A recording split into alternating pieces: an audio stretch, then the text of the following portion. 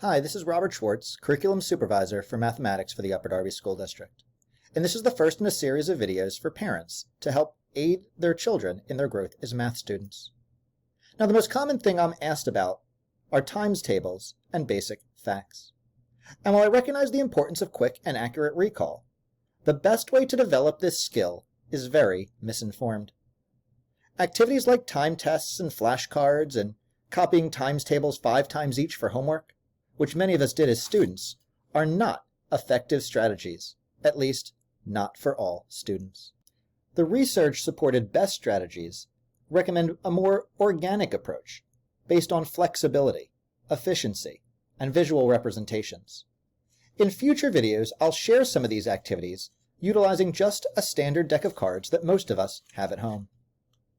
Now, that said, there is one traditional practice that is supported by research: orally reciting skip counting patterns, especially when looking at a multiplication table like the one here. There's a deep connection between visual and auditory processing.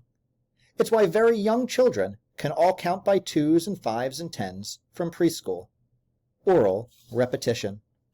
2, 4, 6, 8, 10, 12, 14, 16, 18, 20. There's no reason why this can't be extended to the 3s and 4s. Go ahead and say it with me. 3, 6, 9, 12, 15, 18, 21, 24, 27, 30. 3, 6, 9, 12, 15, 18, 21, 24, 27, 30. Keep saying it. Then try it with your eyes closed. Then say it again. Then take away the multiplication table, continuing to recite those patterns, just like 5, 10, 15, 20, 25, 30. Soon, you'll be able to master your 3s and then your 4s.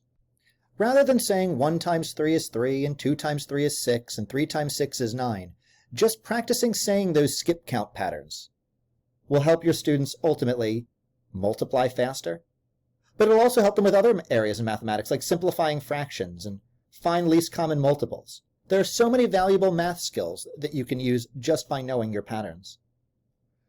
Please go ahead and watch my other videos. Again, we'll go through plenty of strategies to help your students be efficient, accurate, quick recall of their basic facts. But I want to make sure you understand that some of those more traditional methods that have been used and have been used for years when we were in school may not be the most effective now. Please stay with me, please watch my other videos, and more than anything else, please be safe and be healthy.